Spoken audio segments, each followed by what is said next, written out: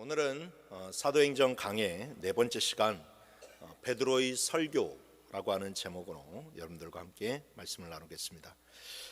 지난주에 우리는 120명의 사람들이 오순절날 예루살렘에서 성령을 받는 사건을 살펴보았습니다.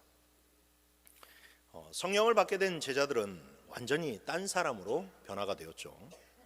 강력한 성령의 역사가 제자들을 만졌고, 그리고 120명의 그런 사람들이 서로 다른 언어들을 말하기 시작했어요.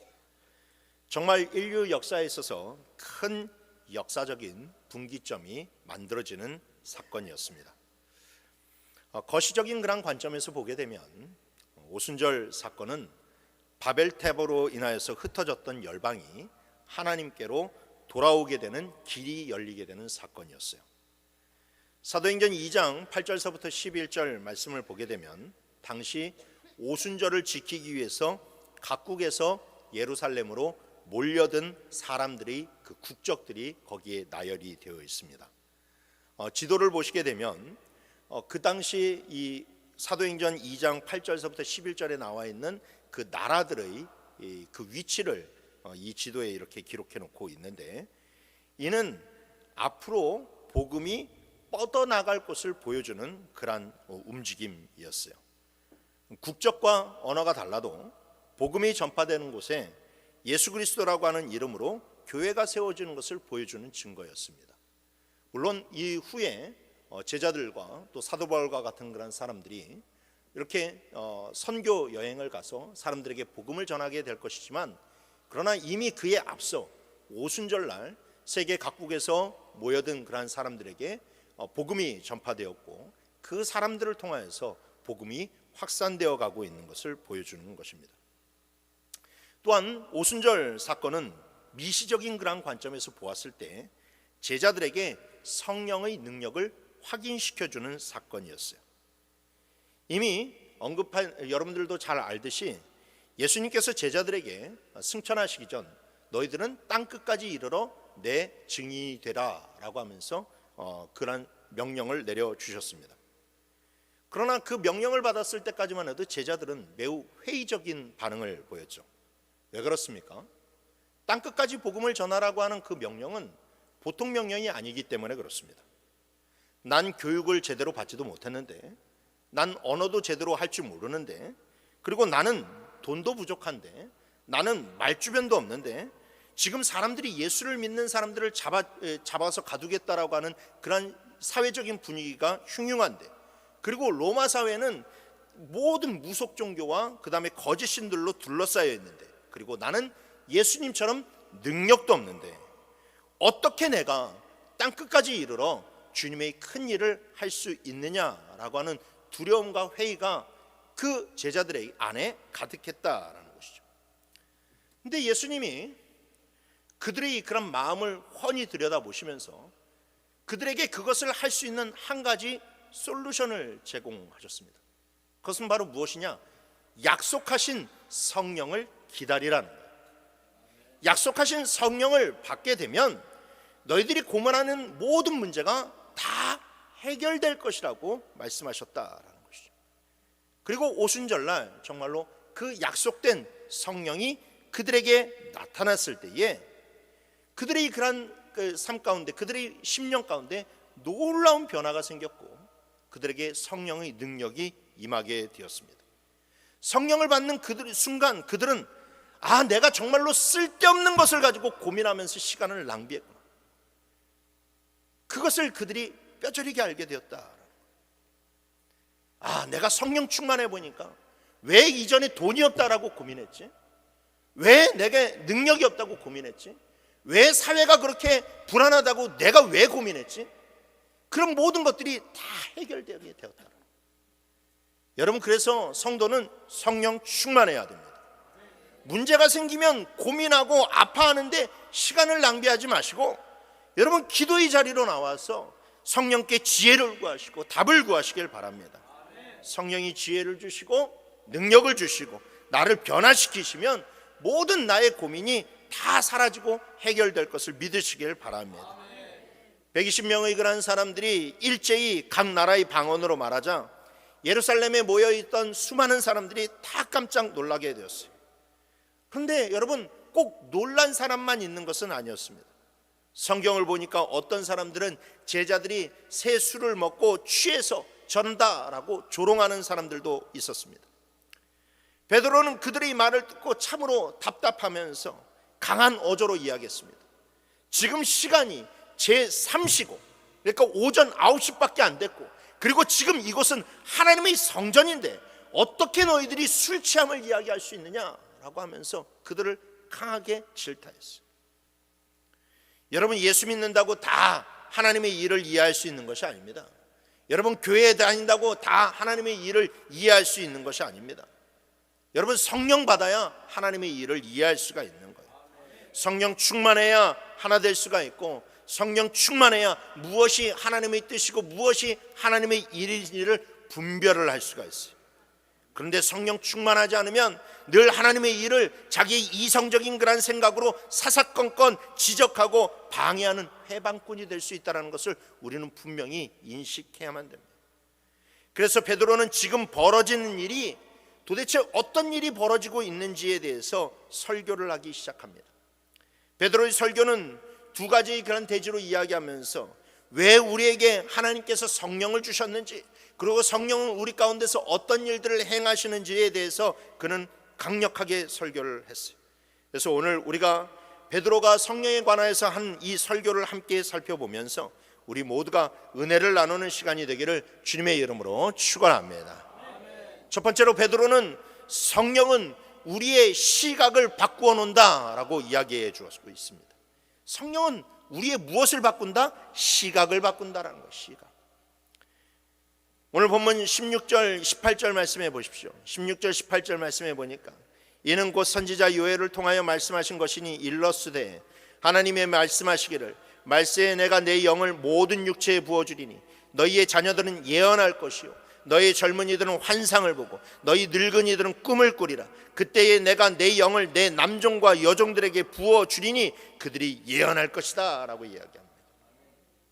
설교를 시작하면서 베드로는 요엘서 2장 28절과 29절에 있는 말씀을 먼저 읽으면서 시작을 하게 됩니다. 요엘 선지자의 그런 예언의 말씀은 말세에 대한 예언이었어요. 하나님께서 요엘을 통해서 알려주신 말세의 징조는 모든 사람들이 바로 성령을 받으면서 시작될 것이다 라고 이야기합니다. 이것은 정말로 매우 이례적인 일이라 할 수 있습니다. 왜 그렇습니까? 구약에는 특정 사람들만 성령을 부어주셨기 때문에 그래요. 모세나 기드온이나 다윗과 같은, 다니엘과 같은 그런 아주 특정한 신실한 그런 사람들에게만 하나님의 영이 부어졌고 그들이 하나님의 영을 부음을 받았을 때 하나님께 쓰임을 받았어요. 그런데 말세가 시작되면 그렇지 않다라는 겁니다. 말세가 시작될 때에 하나님은 당신의 그런 모든 그런 백성들에게 다 하나님의 영을 부어주실 것이라고 이야기합니다. 여기에서 부어주신다라는 것이 중요한 거예요. 그냥 이렇게 얹어주는 것이 아니라 그냥 완전히 이 그 통으로 갖다가 붓듯이 거기에 있는 그런 모든 사람들에게 확 부어주신다는 거예요. 여러분, 우리가 여름에 워터파크를 가게 되면 워터파크에 큰 통이 있어서 거기에 물이 막 있다가 그 사람들이 그 여러 명이 거기 있으면 그 물이 확 부어질 때 쏟아지지 않습니까? 마치 이 오순절 이 말세 때에 부어지는 성령은 그와 같이 부어진다라는 것이죠. 남녀노소 할 것 없이 심지어 당시에 사람 취급을 받지 못했던 종들에게까지 부어진다라고 하는 것은 매우 충격적인 사실이었습니다. 우리가 이전에 살펴보았듯이 오순절 성령을 받은 120명의 그런 사람들 속에는 상당수 여성들이 포함되어 있었습니다. 당시의 여성들은 숫자에도 헤아리지 못했어요. 숫자에도 헤아리지 못했어요. 그런데 그 여성들에게도 성령이 부어지고, 그리고 그 120명의 그런 사람들에게는 이전에 창기와 세리로, 즉 죄인과 같은 그런 모습으로 살아갔던 사람들도 있었어요. 그런데 그들 모두에게 다 성령이 부어졌다라는 거예요. 120명의 그런 사람들 가운데서 한 사람도 빠짐이 없이 다 성령을 받았습니다. 베드로 사도는 오순절 성령 강림 사건이 바로 이 요엘 선지자의 그런 예언의 성취를 가리키기 때문에 이제 말세가 시작되었다, 이 땅 가운데 말세가 시작되었다라고 하면서 선포함으로 자기 그런 설교를 시작하게 되었어요. 그런데 오순절 성령 강림 사건은 요엘 선지자의 그런 예언 중에 말세의 시작 부분만 성취된 겁니다. 본문 19절 20절을 보게 되면 말세의 끝이 어떻게 될 것까지도 기록하고 있죠. 19절 20절을 보십시오. 또 내가 위로 하늘에서는 기사를, 아래로 땅에서는 징조를 베풀리니 곧 피와 불과 연기로다. 주의 크고 영화로운 날이 이르기 전에 해가 변하여 어두워지고 달이 변하여 피가 되리라 라고 이야기합니다. 말세의 끝에는 이 땅에 피와 불과 자욱한 연기로 뒤덮이게 되며 해가 변하여 어두워지고 달이 변하여 피가 된다라고 기록하였는데, 이것은 요한계시록 6장 12절에 기록된 말씀과 동일한 말씀이에요. 요한계시록에 보게 되면 내가 보니 여섯째 인을 떼실 때에 큰 지진이 나며 해와 검은 털로 짠 상복같이 검어지고 달은 온통 피같이 된다라고 기록해 놓고 있지 않습니까?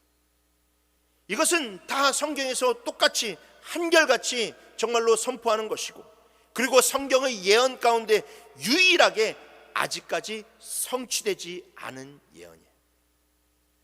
베드로의 메시지는 분명했습니다. 말세는 언젠가 모르는 먼 미래에 있는 것이 아니라 오순절을 통하여서 이미 시작되었으며 우리는 지금 말세의 때를 살고 있다라는 거예요. 그리고 이 말세는 언젠가 성경에서 기록된 대로 그대로 실현되고 이르게 될 것이다, 마무리되게 될 것이다 라고 그렇게 이야기하고 있습니다. 여러분, 세상의 종말은 반드시 옵니다.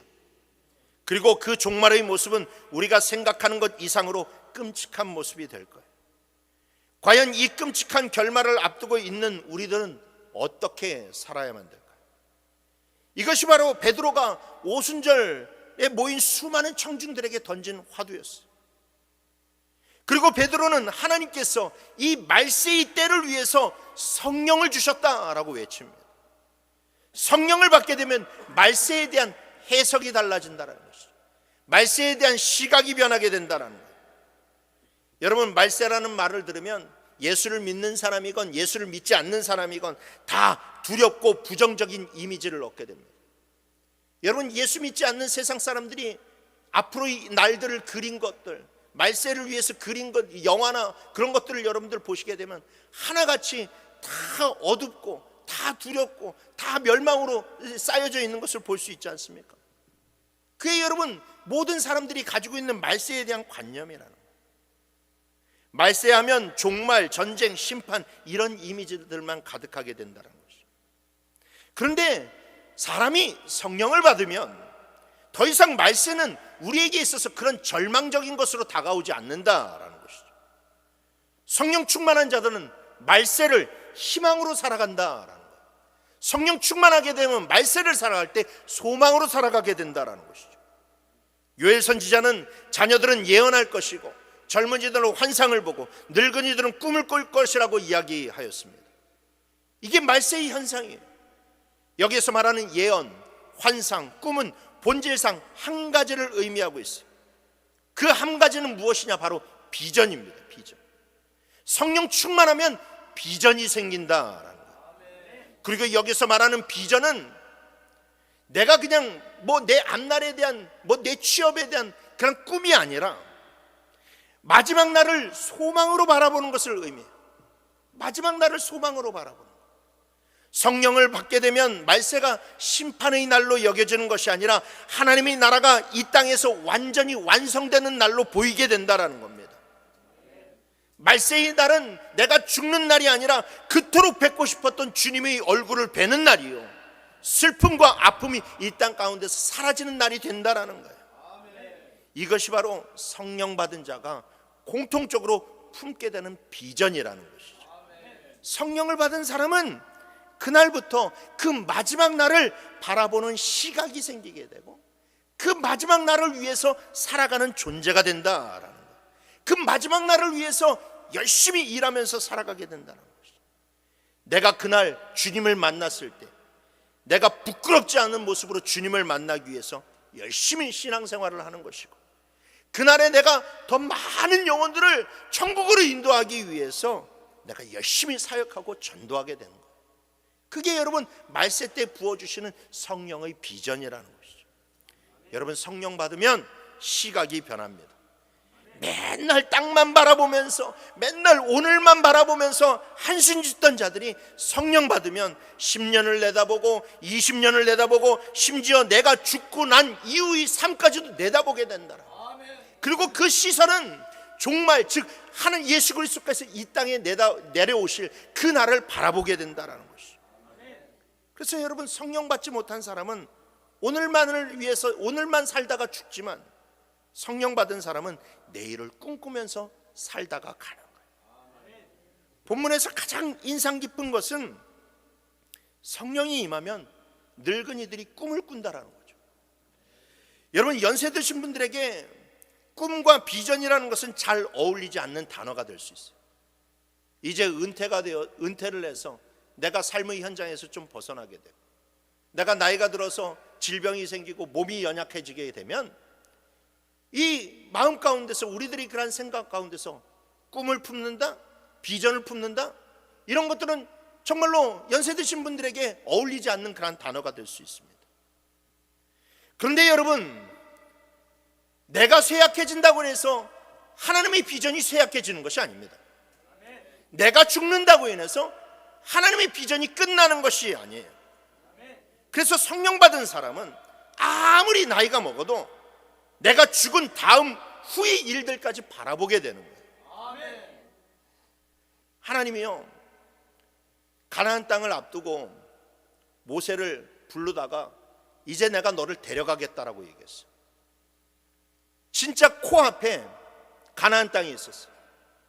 요단강만 넘으면 가나안 땅으로 들어가는 거예요. 그런데 하나님이 요단강을 건너서 가시겠다라는 것도 아니고, 요단강을 건너기 전에 그곳에서 하나님이 모세를 데려가시겠다라고 말씀하셨어요. 그때 여러분, 모세의 그런 심정이 어떻을지 생각해 보셨습니까? 하나님이 너무한다라고 생각하지 않으십니까?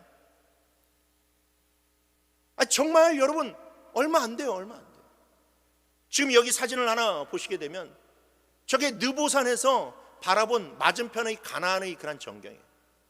진짜 저 앞만 건너가면 됩니다. 앞만 건너면 가나안 땅이에요. 근데 하나님이 저기에서 모세를 데려가시겠다라고. 아니, 그가 40년 동안 정말로 광야에서 그토록 고생하고, 광야에서 그렇게 사람들에게 비난을 받고 온갖 몹쓸 그런 고생은 다 했는데, 그런데 이 가나안 땅을 눈앞에 두고 하나님이 나를 데려가신다는, 이거는 모세에게 있어서 너무나도 청천벽력과 같은 그런 말씀이었고, 그에게 정말로 받아들이기 힘든 것이었어요. 그런데 그때 하나님이 모세의 마음을 아시고 모세를 저 느보산 정상으로 데리고 가셨어요. 그러면서 그에게 앞에 보이는 가나안 땅을 쫙 보여주셨어요. 근데 여러분, 그때 하나님이 모세에게 보여주신 것은 그냥 눈에 보이는 가나안 땅이 아니에요. 하나님이 그 모세에게 보여주신 것은 그가 힘들게 이끌어왔던 그 이스라엘 백성들이 요단강을 건너갈 것이고, 그 땅에서 이민족들과 싸울 것이고, 이민족들과 싸워서 승리할 것이고, 그 땅을 차지할 것이고, 그 땅 가운데서 민족은 번성하게 될 것이고, 이스라엘의 나라를 세워주실 것을 하나님이 그에게 보여주셨다. 모세가 느보산 정상에서 그 약속의 땅을 바라보면서 그 약속의 땅에서 앞으로 펼쳐질 일들을 바라보았을 때에 그는 그 순간 알았습니다. 내가 헛된 인생을 산 것이 아니구나. 내가 그 광야의 그 순간을 그렇게 살아왔을 때 내가 결코 헛되이 살아온 것이 아니구나. 내가 지금 여기에서 죽는다 할지라도 나의 인생이 뜻깊은 것이구나 라는 것을 그가 깨닫게 되었어요. 여러분, 만약에 여러분들이 소설책, 어떤 책을 하나 읽을 때에 그 그 책의 그런 한 페이지만 찢어서 그 책을 읽으면, 그 한 페이지를 읽었을 때 내가 글자는 읽을 수 있지만 그 한 페이지가 가지고 있는 의미를 해석할 수가 없어요. 이게 왜 여기에 이런 내용이 쓰여졌는지를 알 수가 없어요. 그런데 그 책의 그런 처음을 알고 그 책의 끝을 알고 그 모든 내용 가운데서 그 한 페이지를 읽으면, 이 페이지의 내용이 왜 있는지가 해석이 되는 거죠. 그 한 페이지의 의미를 알게 되는 거죠. 여러분, 우리 각자의 인생은 이 땅의 그런 하나님의 놀라우신 역사 가운데 한 페이지입니다. 한 페이지예요. 그런데 여러분, 내 한 페이지만 전전긍긍하고 살게 되면요, 여러분, 내 인생의 의미를 알 수가 없어요. 그냥 태어나니까 어쩔 수 없이 사는 거고, 먹고 살아야 되니까 어쩔 수 없이 일하는 거고, 그러다가 수명이 되면 그냥 가는 거예요. 한 페이지만 들고 사면 그래요. 그런데 하나님의 놀라우신 그런 역사 가운데서 내 그 한 페이지를 끼워 넣으면 내가 왜 이 땅에 존재하는지, 내가 무엇을 위해서 살고 있는지, 그리고 나 이후의 이야기가 어떻게 전개될 것인지가 보이게 된다는 것이죠. 그래서 여러분, 우리도 앞을 볼 수 있을 때에 우리의 인생을 되찾을 수 있겠다. 인생의 의미를 되찾을 수 있다. 그게 바로 성령께서 하시는 역사라는 거예요. 제가 예전에 서울 금천구에 있는 한 교회에서 사역을 할 때에 그 교회에서는 저녁 예배를 드렸어요. 그러니까 뭐 아침부터 그 교회는 주일날 새벽 예배를 드리고 막 이제 저녁 예배를 드리니까, 우리 교회도 뭐 예전에는 그랬지만, 그러니까 이 하루 종일 이렇게 교회가 새벽부터 저녁까지 계속 예배를 이제 드려야 돼요. 그러다 보면 대부분의 청년들이 하루 종일 교회에 있습니다. 뭐 새벽 예배 나와야 되고, 교사가 새벽 예배도 안 나오는데 교사를 하려고 그러냐고, 그러면서 막 목사님이 막 불같이 오령하니까 막 청년들이 새벽 예배 나와야 되지. 그 다음에 아침에 일부 예배 드려야 되지. 일부 예배 드린 다음에는 주일학교 가가지고 봉사해야 되지. 그 다음에 점심 먹고, 그 다음에 오후 그 2시부터 있는 청년 예배에 가서 4시까지 청년 예배 드려야 되지. 4시 끝나면은 그 다음부터 또 이제 저녁 예배 찬양팀 서야 되니까 거기서부터 한 2-3시간 동안 찬양 연습해야 되지. 그 다음에 찬양 연습 끝나면 그 주일 저녁 예배 시작하지. 그 다음에 저녁 예배 다 끝나게 되면 한 9시 반 10시 이렇게 정리해가지고 파김치가 된 상태로 집으로 돌아가는 거예요. 그게 청년들의 일상이었어요. 그 청년들이. 그런데 그 청년들이 아침은 그래요. 뭐 집에서 이제 새벽 예배 드리고 가가지고 집에서 밥 먹고 와. 그다음에 점심은 교회에서 밥을 차려주니까 점심에 밥을 먹어. 근데 저녁이 문제인 거예요. 저녁이 문제. 그러니까 저녁을 해 먹어야 되는 거예요. 근데 그때 매 주일마다 80세 가까이 되신 노 권사님 한 분이 항상 그 남아있는 교회에 남아있는 청년들이 밥을 지어주셨어요. 항상 그 청년들을 밥을 지어서 먹이시고, 우리 교육자 같은 사람들은 그 청년들에게 꼽사리 껴가지고 같이 밥을 얻어 먹었어요. 근데 그 권사님이요, 몸도 힘드실 텐데 항상 청년들이 밥을 먹고 있으면 그 배식하는데 이렇게 해가지고 항상 흐뭇하게 웃으시면서 그 청년들을 바라보세요. 제가 한 번은 권사님, 힘들지 않으세요? 이제 연세도 있고 힘드신데 젊은 집사님들 시키시지 왜 권사님이 하세요? 그 권사님이 하시는 말씀이, 내가 쟤들이 교회 미래인데 저 교회의 미래를 위해서 내가 밥을 해먹일 수 있는 이 힘이 있다라는 거, 난 이게 행복합니다라고 그렇게 얘기하시는 거예요. 여러분, 그 밥을 먹은 애들이 어떻게 자랐겠어요?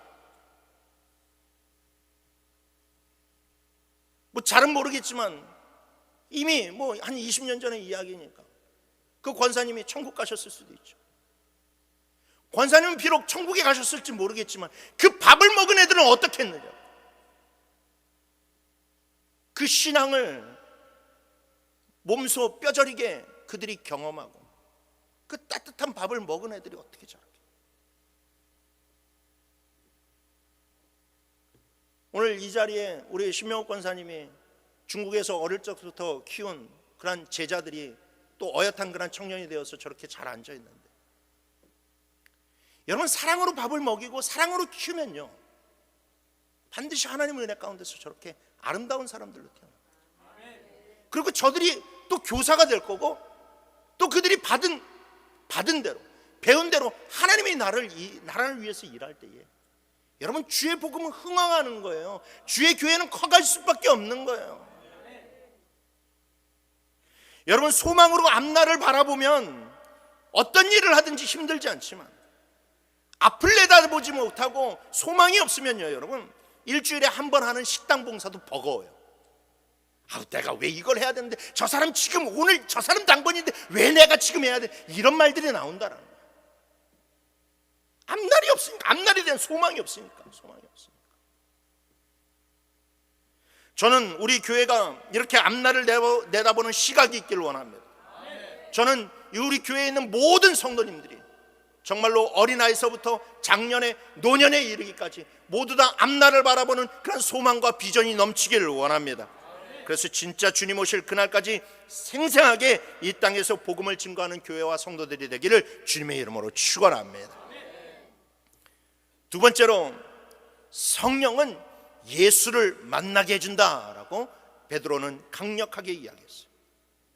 베드로의 설교의 두 번째 요지는 우리가 예수님을 만나도록 하기 위해서 하나님이 우리에게 성령을 부어주셨다라는 거예요.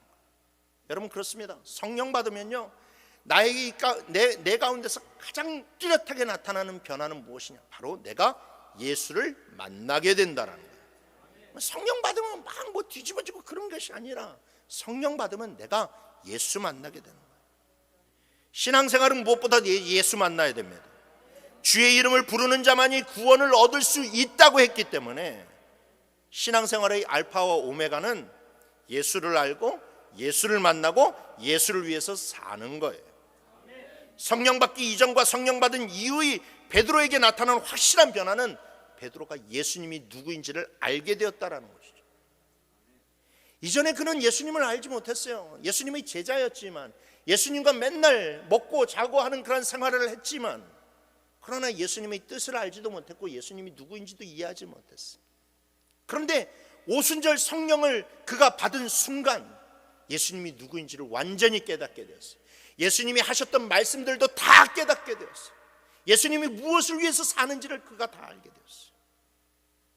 그래서 그는 설교를 통해서 사람들에게 예수에 대해서 확실히 증거하고 있습니다. 베드로는 아주 강력한 메시지로 성령을 통해 알게 된 예수님에 대한 세 가지를 증거했어요. 첫째, 베드로는 예수님은 하나님의 아들이다 라고 증거했어요. 예수님은 사람이 아니라 하나님의 아들이라는 거예요. 오늘 22절 말씀에 보니까, 이스라엘 사람들아 이 말을 들어라. 너희도 아는 바와 같이 하나님께서 나사렛 예수로 큰 권능과 기사와 표적을 너희 가운데 베푸사 너희 앞에서 그를 증언하셨느니라 라고 얘기했어요. 여러분, 복음서를 보게 되면 예수님이 가시는 곳마다 수많은 병자들을 고쳐주시고 수많은 기적을 행하셨어요. 예수님께서 행하셨던 기적은 그분이 성자 하나님이라는 것을 보여주는 확실한 증거였어요. 그래서 요한복음 5장 36절 말씀에, 내게는 요한의 증거보다 더 큰 증거가 있으니 아버지께서 내게 주사 이루게 하시는 역사, 곧 내가 아는 그 역사가 아버지께서 나를 보내신 것을 나를 위하여 증언하는 것이다 라고 얘기합니다. 그렇습니다. 예수님의 기적은요 여러분, 사람의 필요를 채워주기 위한 목적이 아니라 예수님이 자신이 누구이신지를 보여주기 위한 목적을 가지고 있었어요. 그런데 사람들은 그 예수님의 수많은 기적을 보고 경험했음에도 불구하고 그분이 이 땅에 오신 성자 하나님이라는 사실을 알아차리지 못했어요. 왜냐하면 기적을 영적인 의미에서 바라보는 것이 아니라 오로지 세상적인 그런 기준으로 해석했기 때문에. 예를 들어서 예수님이 오병이어 사건을 일으킨 것은 유대인들에게, 사람들에게 예수님이 이 땅에 오신 생명의 떡이라는 것을 보여주기 위함이었어요. 자신이 생명의 떡이라는 것을 증거하기 위해서 오병이어 기적을 일으키셨어요. 그런데 그 떡을 먹었던 사람들은 어떻게 했습니까? 그 떡만 보았어요. 떡을 먹고 배부름만 보았어요. 예수님에게는 관심이 없고 오로지 육신적인 떡에만 관심이 있었어요. 그래서 나중에 보게 되면 예수님이 뭐라고 말씀하시니까 자기네들이 그 남은 떡을 챙겨오지 못했다라는 거예요. 그 떡에 미련이 너무나도 많았다라는 거예요. 그들은 그 놀라운 영적인 사건을 보게 되면서 예수님을 바라보게 되는 것이 아니라 예수 믿으면 굶지 않겠구나, 예수 믿으면 배부르겠구나, 예수 믿으면 사회에서 성공하겠구나, 온통 땅의 것만 바라보았다라는 것이죠. 그래서 예수님은 요한복음 6장 26절에서 너희가 나를 찾는 것은 표적을 본 까닭이 아니요 떡을 먹고 배부른 까닭이라.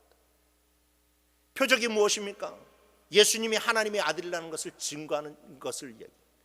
그런데 그것을 보지 못하고 떡을 먹고 배부른 것만 관심이 있었다는 거죠.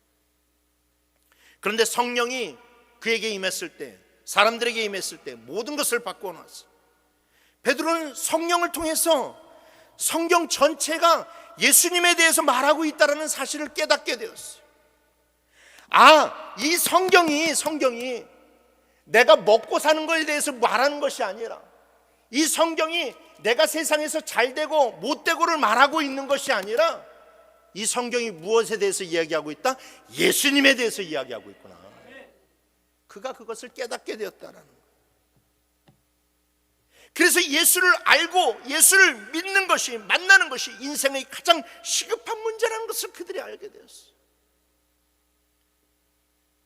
그렇습니다. 여러분, 우리의 눈이 예수에게 향해 있어야 돼요.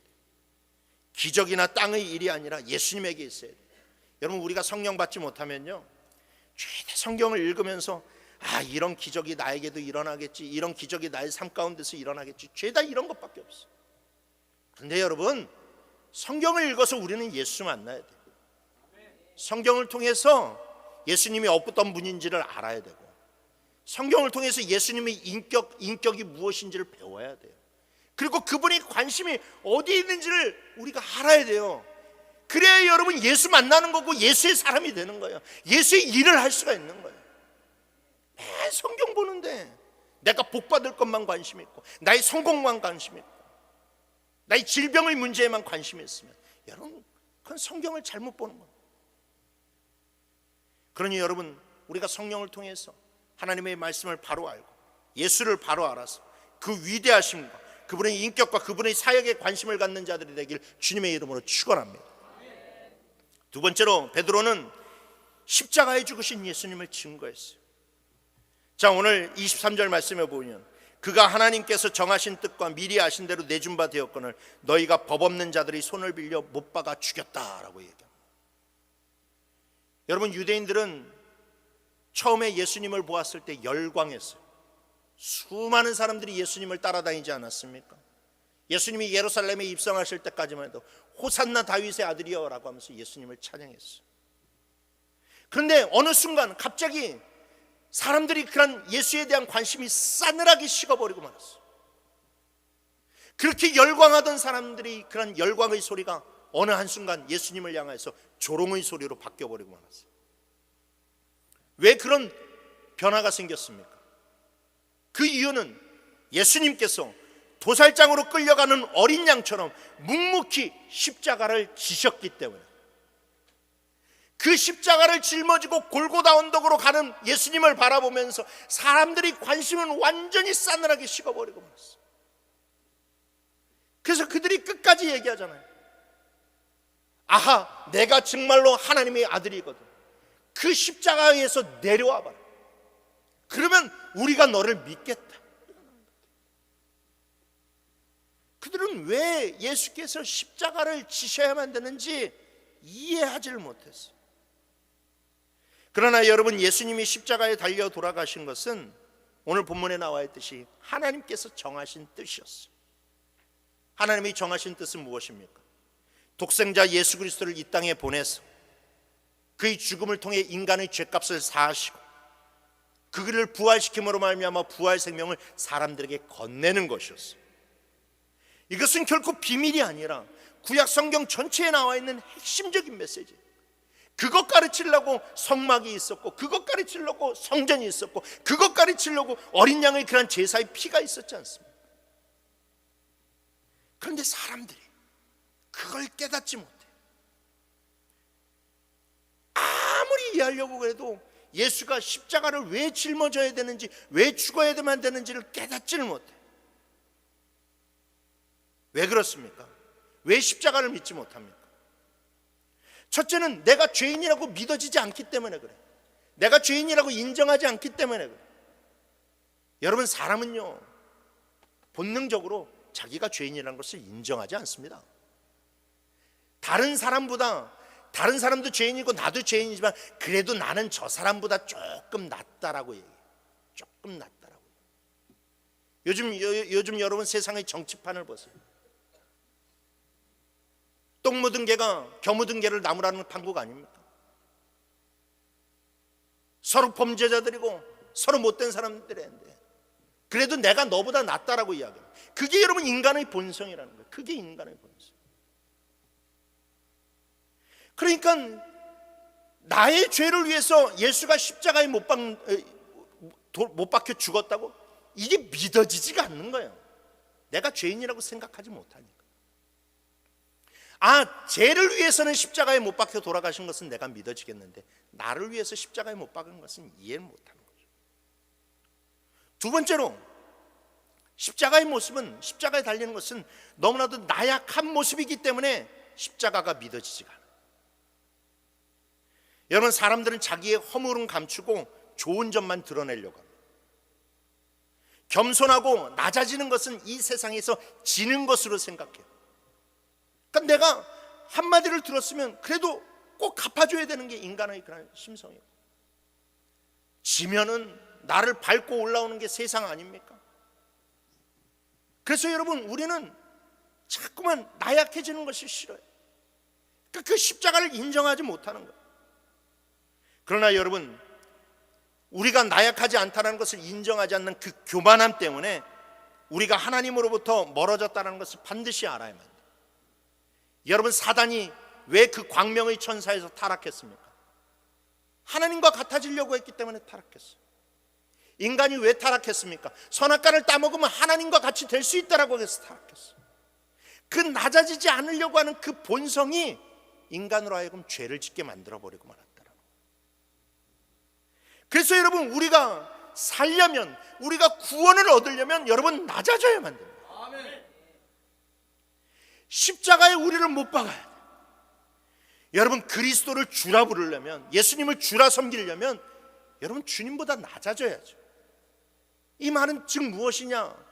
십자가에 달려 돌아가신 예수님보다 내가 낮아져야 된다라는 거예요. 그래서 내가 십자가에 달려 내 자신을 십자가에 못 박지 않으면, 내가 십자가를 짊어지고 예수님을 따르지 않으면 예수 그리스도를 주라 부를 수가 없어요. 그런 사람들은 절대 평생에 가도 예수를 믿을 수 없어요. 그러니까 성경이 계속 얘기하는 겁니다. 십자가를 짊어지고 십자가에 너를 못 박아서 낮아지라는 거예요. 겸손하라는 거예요. 여러분, 내가 십자가를 짊어지지 않는데, 내가 그리스도보다 높은 위치에 있는데 어떻게 예수 그리스도를 주라 고백할 수가 있어요? 적어도 예수님보다 더 낮아져야 그분을 주라 이야기할 수 있을 거 아닙니까? 그래서 예수님은 겸손의 믿음으로 우리가 다시 태어날 것을 요구하세요. 그리고 그것을 가능케 하는 것이 무엇이냐? 바로 성령께서 하시는 일. 성령께서 우리의 죄된 본성을 거스르게 만드시고, 성령께서 우리의 교만한 본성들을 거스르게 만드는 거예요. 그래서 우리의 입술 가운데 나는 죄인이라는 고백이 터져나오는 것이에요. 내가 십자가에 달려 죽어야만 되는구나. 내가 낮아져야만 되는구나. 내가 져야만 되는구나. 내가 용서해야만 되는구나. 내가 사랑해야만 되는구나. 여러분, 이게 믿어지는 게 성령께서 하시는 일이라는 거예요. 그러니 여러분, 성령께서 주시는 그 놀라운 은혜로 십자가의 사건을 이해하시고 깨달으시고 믿으시길 바랍니다. 그래서 날마다 자기 자신을 십자가에 못 박고 그 십자가의 정신으로 신앙생활하는 우리 모두가 되길 주님의 이름으로 축원합니다. 마지막으로 베드로는 부활하신 예수님에 대해서 증거했어요. 예수님께서 부활하셨다는 거예요. 24절 말씀에 보면 하나님께서 그를 사망의 고통에서 풀어 살리셨으니 이는 그가 사망에 매여 있을 수 없었음이라 라고 얘기해요. 그렇죠 여러분, 그리스도의 부활은 우리에게 너무나도 중요합니다. 왜냐하면 그리스도의 부활이 없으면 우리의 부활도 없기 때문에 그래요. 그리스도의 부활이 믿어질 때 우리의 믿음이 변하고 인생이 변합니다. 아까 말한 그 놀라운 비전, 성령께서 주신 그 놀라운 비전은 그 기초가 무엇에 있어요? 부활에 있어요. 부활에 있어요. 여러분, 우리가 육신이 죽어도 나중에 부활할 것을 믿기 때문에 여러분 앞날에 대한 소망을 굽는 거예요. 부활이 없는데 여러분 어떻게 우리에게 소망이 있고 우리의 앞날에 대한 비전이 있단 말입니까? 부활이 없다면 우리의 인생은 그야말로 피와 불과 연기뿐에 불과하다는 거예요. 베드로는 다윗이 지은 시편 16편을 언급하면서 그 위대한 신앙을 가졌던 다윗도 그 부활 신앙 때문에 그 엄청난 믿음을 소유할 수 있더라고 그렇게 증거합니다. 31절 말씀해 보세요. 31절 말씀 우리 다 같이 한번 읽어봅시다. 시작.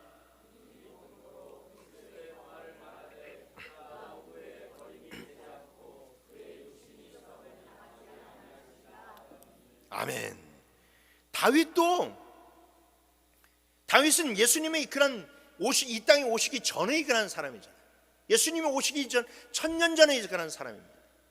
그런데 그가 하나님께서 주신 그런 계시를 통하여 그리스도의 부활을 미리 내다보고 내가 죽어도 썩어서 없어지는 것이 아니라 부활 생명으로 다시 살아나겠구나. 여러분, 그것이 있었기에 그가 그 엄청난 그런 믿음의 사람으로 살아갈 수 있었다는 거예요. 여러분, 성도와 교회의 역동성은 바로 그리스도의 부활의 능력으로부터 비롯된다는 것을 믿으시길 바랍니다. 그리고 그 부활의 능력을 믿게 하는 것이 바로 성령의 역사라는 거예요. 성령께서 내 안에 역사하실 때에 그리스도의 부활이 믿어지고 다윗과 같은 역동적인 믿음의 삶을 살아갈 수 있을 것임을 믿으시길 바랍니다. 여러분, 말씀을 마치겠습니다. 여러분, 우리는 말세의 시대를 살고 있으며 피와 불과 연기의 시대를 살아가고 있습니다. 그러나 하나님께서 당신의 영을 부어주시는 자들에게는 말세의 시대가 아닌 소망의 시대를 살고 있으며 피와 불과 연기의 시대가 아닌 생명과 부활과 은혜의 시대를 살아가게 되는 것을 믿어지게 된다는 거죠. 여러분, 그래서 우리는 성령 받아야 하고 우리는 성령 충만해야 합니다. 여러분, 성령만이 여러분들의 신앙과 인생의 유일한 답입니다. 그러니 성령을 의지해서 말씀을 읽으세요. 성령을 의지해서 기도하세요. 성령을 의지해서 예배하시고 성령을 의지해서 인생을 살아가시길 바랍니다. 그래서 성령 충만에 정말로 우리가 힘입어서 성령께서 이끄시는 인생 살아가는 모두가 되기를 주님의 이름으로 축원합니다.